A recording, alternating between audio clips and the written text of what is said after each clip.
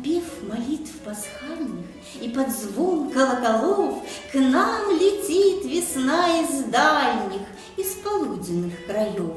В зеленеющем уборе млеют темные леса, небо блещет точно море, море словно небеса. И в саду у нас сегодня я заметила тайком похристосовался ландыш с белокрылым мотыльком. Здравствуйте, мои дорогие маленькие друзья! Здравствуйте, ребята! Ого! Марья Марьевна! Сколько разноцветных яиц ты приготовила! Мы их будем есть? Конечно, мы их и есть будем, и любоваться будем, и даже можем биться. Дело в том, что с наступлением весны верующие христиане всего мира празднуют Пасху, праздник праздников и торжество торжеств. Значит, для христиан это самый большой и торжественный праздник в году? Да, конечно.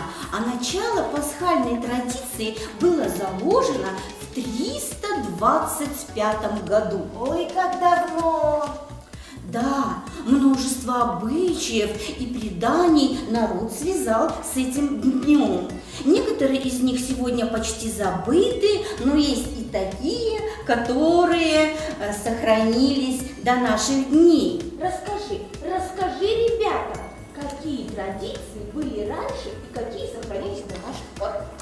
В этот праздник ни один человек не должен чувствовать себя одиноким, и поэтому все ходили друг к другу в гости на пасхальной неделе.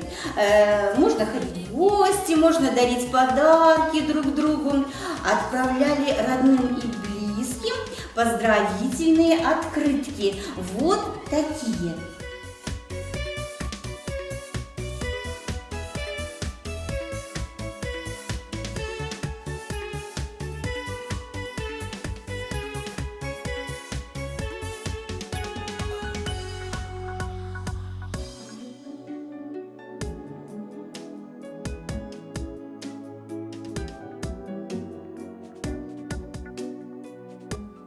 А еще разрешалось всем желающим ударить церковный колокол позвонче на счастье и удачу. Как солнце светит ярко, как небо глубь светла, как весело и громко звенят колокола.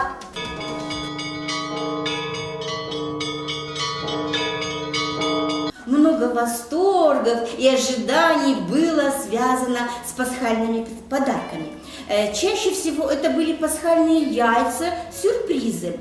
А были они самые различные. Например, яйцо-кошелек из настоящего перламутра или яйца-шкатулки, в которых находились украшения, серьги, бусы, ну или фотографии. Праздничные яйца различных цветов, красные, желтые, синие, лиловые, называются крашенки.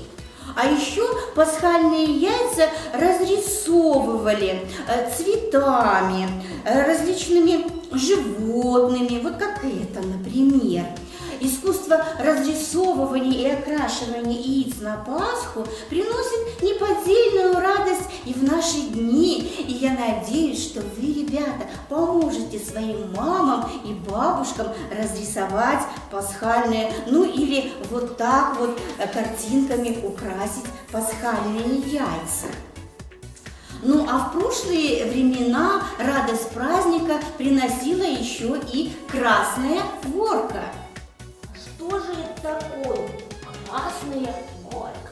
Это забавы, игры, хороводы и развлечения в эти праздничные дни. Одним таким пасхальным развлечением было устройство качелей. Строили их и в богатых теремах, и на крестьянском дворе на радость молодежи и ребятишкам.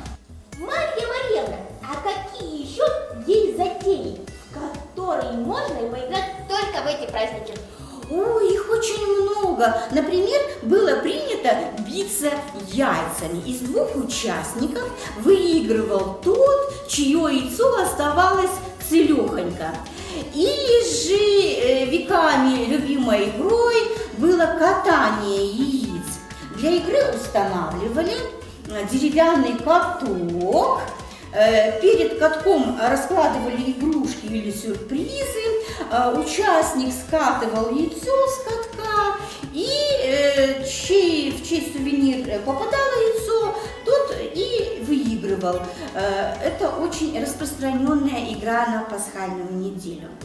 Ну, а еще не только ребята и дети могли резвиться, в этот день и солнышко позволяло себе поиграть и порезвиться.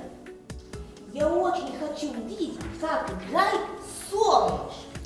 А чтобы увидеть, как солнце играет, нужно встать рано-рано, посмотреть на поднимающееся солнце и увидеть его лучи, как они переливаются. Смотреть на них можно долго-долго, и даже можно успеть загадать заветное желание. И оно сбудется? Конечно, обязательно сбудется, потому что радуются люди наступлению весны, расцвету добрых чувств, сотворению добрых дел.